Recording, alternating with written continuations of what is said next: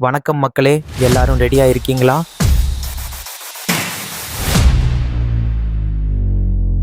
வணக்கம். மணியின் கதைகளுக்கு வரவேற்கிறேன். உங்களோட பேசுறது உங்கள் மணிகண்டன். எல்லோருக்கும் பணத்தை பிடிக்கும், ஆனால் பணத்துக்கு யாரை பிடிக்கும்?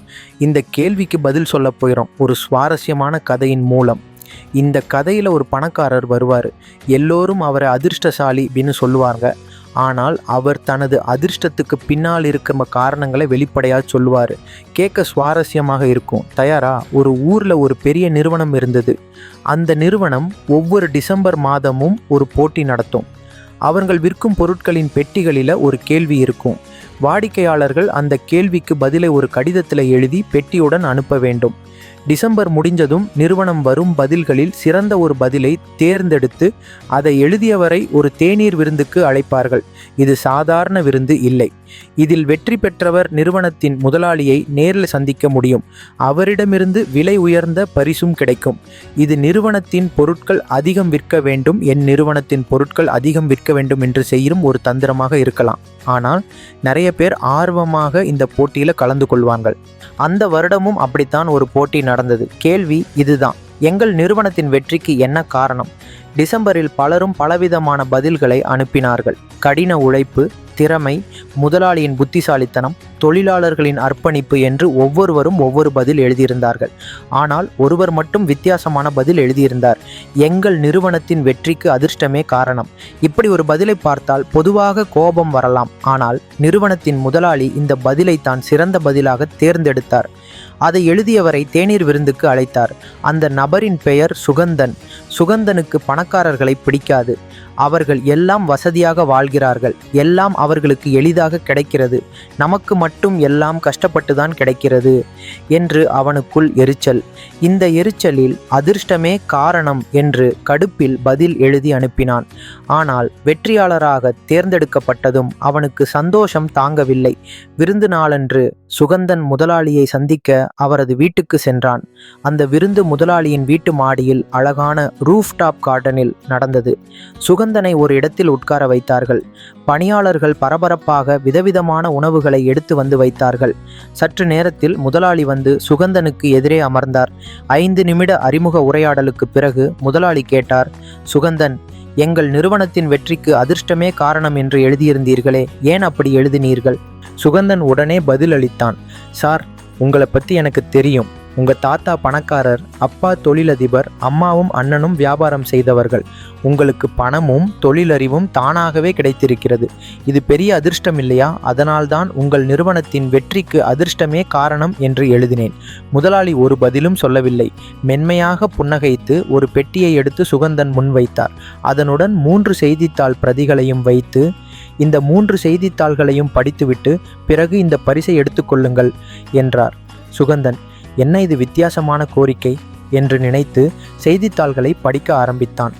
முதல் செய்தித்தாள்: சில வருடங்களுக்கு முன் ஒரு வணிக கப்பலில் நடந்த கொள்ளை சம்பவம். அந்த கப்பலில் பயணித்தவர்கள் பெரிய வியாபாரிகள். அவர்கள் அரபு நாடுகளில் நகைகளும் அணிகலன்களும் வாங்கி திரும்பிக் கொண்டிருந்தார்கள். அப்போது கொள்ளையர்கள் கப்பலை தாக்கினார்கள், நகைகளை பறித்தார்கள், தடுத்தவர்களை கடுமையாக தாக்கினார்கள். ஆனால் கப்பலின் மாலுமி திறமையாக செயல்பட்டு அருகிலிருந்த காவல் கப்பலுக்கு செய்தி அனுப்பினார். பதறாதீர்கள், கொஞ்ச நேரத்தில் காவலர்கள் வந்து கொள்ளையர்களை பிடித்து உங்கள் பொருட்களை மீட்பார்கள் என்று வியாபாரிகளுக்கு சங்கேத மொழியில் தகவல் அனுப்பினார். பெரும்பாலான வியாபாரிகள் அமைதியாக இருந்தாங்க. ஆனால் ஒரு வியாபாரி உணர்ச்சி வசப்பட்டு கொள்ளையர்களை எதிர்த்து சண்டையிட்டார். அவரை கொள்ளையர்கள் தாக்க அவர் இறந்து விட்டார். 5 நிமிடங்களில் காவலர்கள் வந்து கொள்ளையர்களை பிடித்து நகைகளை மீட்டார்கள்.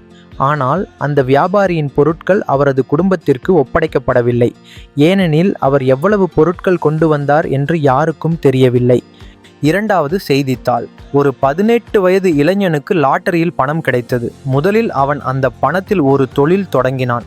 ஆனால் லாட்டரி மீதான மோகம் அவனை விடவில்லை. மீண்டும் மீண்டும் லாட்டரி டிக்கெட் வாங்கி கிடைத்த பணத்தை அளித்தான். அவனது தொழிலும் மனநிலையும் பாதிக்கப்பட்டன. இறுதியில் அவன் மனநல காப்பகத்தில் அடைக்கப்பட்டு தன் எதிர்காலத்தையே இழந்தான். மூன்றாவது செய்தித்தாள். ஒரு பெண்மணி தனது 40வது வயதில் ஒரு உணவகத்தை தொடங்கினார். அந்த உணவகத்தின் சிறப்பு 24 மணி நேரமும் திறந்திருக்கும். அந்த காலத்தில் இரவு 9 மணிக்கு கடைகள் மூடப்படும். ஆனால் இந்த உணவகம் எப்போதும் திறந்திருக்கும். விரைவில் அது பிரபலமானது. நல்ல லாபமும் கிடைத்தது. ஆனால் அந்த பெண்மணி இரவு பகலாக உழைத்தார். ஒரு நாளைக்கு வெறும் 4 மணி நேரம் மட்டுமே தூங்கினார். 3 வருடங்களில் அவரது உடல்நிலை மோசமானது. ஒரு நாள் உணவகத்தில் வேலை செய்யும் போது மயங்கி விழுந்து சுயநினைவை இழந்தார். அதன்பின் உணவகமும் மூடப்பட்டது. செய்தித்தாள்களை படித்து முடித்த சுகந்தன், இந்த செய்திகளுக்கும் முதலாளிக்கும் என்ன சம்பந்தம் என்று யோசித்தான். அவர் முதலாளியிடம் இதை கேட்க முதலாளி பதிலளித்தார். இந்த 3 செய்தித்தாள்களுக்கும் எனக்கு நெருங்கிய தொடர்பு இருக்கிறது. முதல் செய்தியில் வரும் வியாபாரி என் தந்தை, 2வது செய்தியில் வரும் இளைஞன் என் அண்ணன், 3வது செய்தியில் வரும் பெண்மணி என் தாயார். சுகந்தன் அதிர்ச்சி அடைந்தான். முதலாளி தொடர்ந்தார்.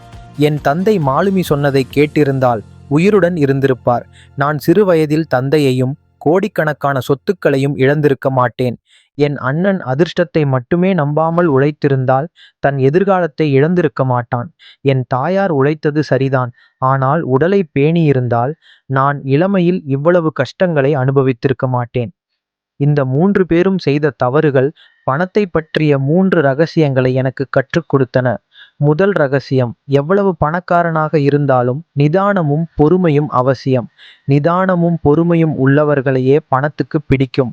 2வது ரகசியம், பணம் வருவதற்கு அதிர்ஷ்டம் காரணமாக இருக்கலாம். ஆனால் அதை தக்க வைக்க உழைப்பு தேவை. உழைப்பவர்களையும் பணத்தை பெருக்குபவர்களையுமே பணத்துக்கு பிடிக்கும். 3வது ரகசியம், எவ்வளவு உழைத்தாலும் உடலை பேண வேண்டும். உடலை பேணுபவர்களையே பணத்துக்கு ரொம்ப பிடிக்கும். நீங்கள் அதிர்ஷ்டமே என் நிறுவனத்தின் வெற்றிக்கு காரணம் என்று எழுதினீர்கள். ஆனால் இந்த 3 பாடங்களும் இந்த ரகசியங்களுமே என் நிறுவனத்தை வளர்த்தன என்று முதலாளி முடித்தார். சுகந்தனின் பணக்காரர்கள் மீதான வெறுப்பு உடைந்தது. அவன் பணத்தை பற்றிய 3 முக்கிய பாடங்களை கற்றுக்கொண்டான். அந்த தேநீர் விருந்து அவனுக்கு பரிசு மட்டுமல்ல, மறக்க முடியாத அனுபவத்தையும் 3 முக்கிய பாடங்களையும் கொடுத்தது. நமக்கும் இந்த கதை 3 பாடங்களை கற்றுத்தருகிறது.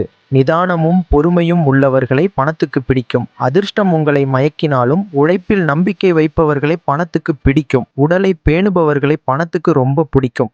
இந்த 3 பாடங்களையும் மனசுல வச்சு உங்கள் வாழ்க்கையில பின்பற்றுங்கள். உங்களுக்கு பணத்தை பிடிக்கும், பணத்துக்கும் உங்களை பிடிக்கும். தலைமுறைகளாக பணம் உங்களுடன் தங்கும். இந்த கதையை இத்துடன் முடித்துக் கொள்கிறேன். மற்றொரு நாள் மற்றொரு கதையுடன் மீண்டும் சந்திப்போம்.